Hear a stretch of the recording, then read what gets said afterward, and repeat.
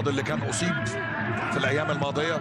وابا مسعود حلوه الى هارون لو بص لبره لبنزيما، هي حلها كده، هي ما تجيش الا كده. ويا اتحاد حظك النهارده كريم يا اتحاد، وهي ما تجيش الا كده. كريم بنزيما في الدقيقه 72 يخطف الهدف الاول للإنتي. 1-0. كريم بنزيما، هارون كمارا، مشوار عظيم من الجانب الايسر بعرضيه بنزيما، الاولى هياها لنفسه والثانيه بركبته اسكنها في الشباك. ويا اتحاد حظك اليوم